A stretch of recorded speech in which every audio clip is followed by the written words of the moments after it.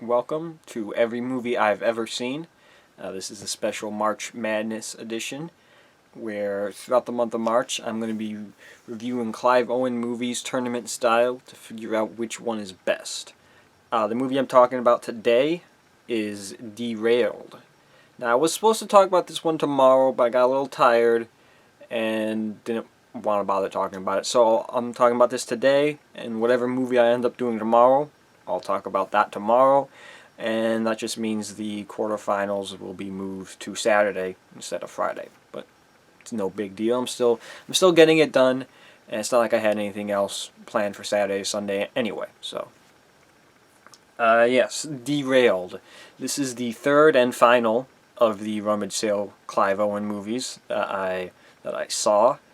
It stars Jennifer Aniston alongside Clive Owen. I believe Giancarlo Esposito is also in it, and like Exhibit and RZA. I don't know how if it's like Riza or Rizah, but maybe it's just RZA. I don't actually know. I've never heard the guy's name said out loud.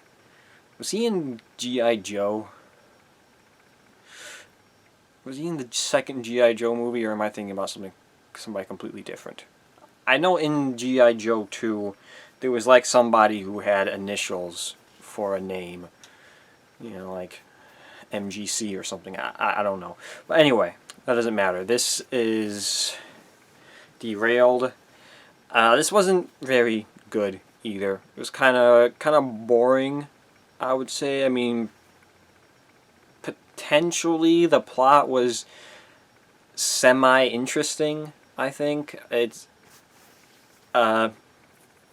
basically, from what I remember, Clive Owen is married and he meets Jennifer Aniston on a train, and they like have a connection, and then they like hook up, and then she gets raped, which is like, I'm talking about like ongoing trends through Clive Owen movies. This is now the second Clive Owen movie that's involved rape. So like, okay, apparently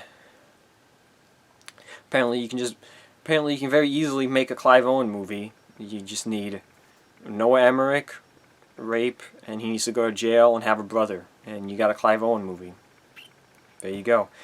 Anyway, and then the guy rapes Jennifer Aniston, and then the bad guy like starts blackmailing Clive Owen about the affair,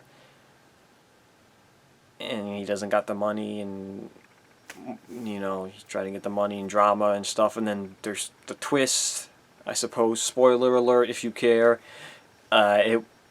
Jennifer Aniston was in on the plot, and so she wasn't actually raped, so it was all just a big ploy to get money out of Clive Owen, and then he pulls a supervillain, and he gets himself to jail so he can kill the guy who framed him. And I don't know.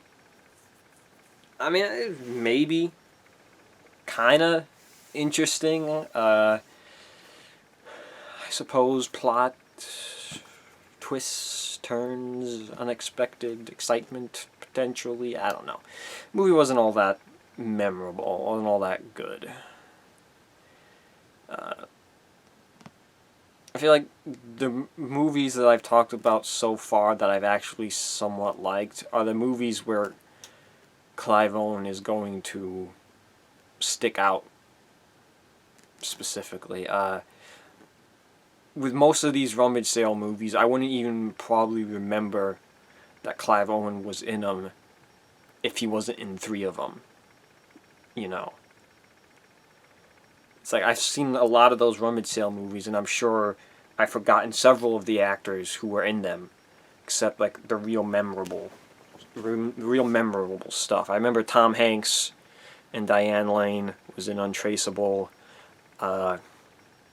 Seth Green was in Stonebrook, I think. Edward Burns was in 2 of them. If I do another March Madness, I might do an Edward Burns, because I got 2 Edward Burns movies and rummage sale movies as well. So that's weird. But yeah, he doesn't stand out in any of these rummage sale movies. So, I mean, it's just not much there, to be honest. And I'm kind of glad. Well, I'm a little torn. I'm a little torn. It's a little bittersweet that I'm done with these rummage sale movies because I don't got to talk about them anymore. They're not because they weren't very good. But now that it means whenever I want to talk about a Clive Owen movie, I've got to actually watch it because I've not watched these movies since I first saw them. However long ago that was. And I don't plan on ever watching them again. So, yeah. But we'll see what I end up watching tomorrow because I don't even know. I'm going to pick something right after recording this and watch it while this is uploading. So, behind the scenes sneak peek. I think I've got one or two more movies that are left on Crackle that I can watch. A bunch of Clive Owen movies on Crackle. Who watches Crackle?